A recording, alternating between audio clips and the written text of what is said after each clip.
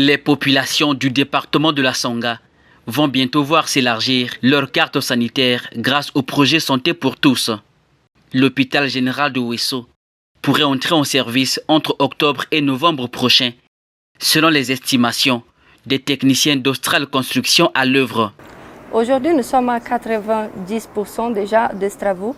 Ça manque seulement la finition et mettre en place les équipements, tout ce qu'on peut livrer.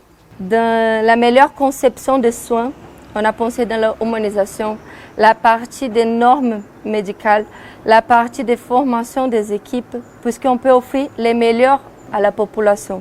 Dans chaque petit détail qu'on a mis sur le mur, sur le tapis, c'était pensé au bien de la population, ce qu'on peut lui offrir d'une façon d'avoir l'accès aux meilleurs soins au Congo.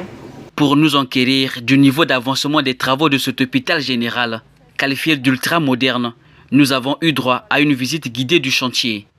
Avec Aline France et Tokabeka, nous avons visité les différents services, des blocs de consultation toutes spécialités confondues, blocs de chirurgie, salle d'accouchement par voie basse et par césarienne, salle d'urgence pédiatrique et d'urgence obstétricale, des unités de diagnostic par imagerie médicale, salle d'hospitalisation d'une capacité de 200 lits, des pharmacies ainsi que de nombreux autres services.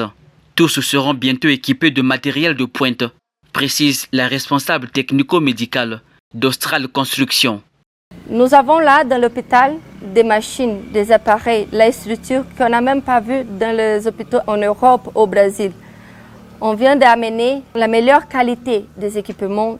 On a pensé dans un service complet, d'une façon que tout l'hôpital peut bien gérer la meilleure qualité de soins médicaux. Initié par le président de la République, Denis Sassou Nguesso, dans le souci d'offrir à tous les Congolais des soins médicaux de qualité sur le territoire national, le projet Santé pour tous bénéficie de caractéristiques spécifiques. L'hôpital général de Ouesso disposera pour cela d'une autonomie en production d'oxygène médical, d'un système de traitement des eaux usées, d'un dispositif de signalisation des urgences et d'un auditorium de 142 places, pour ne citer que quelques exemples. On a pensé dans une conception que l'hôpital peut être autonome. Nous avons une usine qui peut faire la production des oxygènes et art médical. Comme ça, on peut offrir jusqu'au lit aux malades. Nous avons un grand dépôt là, des pharmacies. Nous avons des pharmacies au milieu de l'hôpital. Comme ça, les malades, les gardes malades ne seront pas obligés de partir dehors pour acheter les médicaments. Nous avons aussi une grosse structure pour donner les supports nécessaires par tous les services. Pas seulement aux soins médicaux, mais aussi pour la partie de buanderie, cuisine, les services d'hygiénisation. Tout ça sera complet. Après la visite du chantier, nous avons rencontré le préfet de la Sangha. Ce dernier souligne le rôle crucial que va jouer cet hôpital général pour la couverture sanitaire de cette contrée où les populations attendent avec impatience son inauguration. Ça va être un ouf de soulagement pour les populations et pour nos autorités, bien entendu. Vous savez que le président de la République, il est l'homme de terrain. Il a promis, il le réalise. Et nous sommes les plus heureux pour qu'on soit parmi les premiers à voir ce hôpital totalement fini.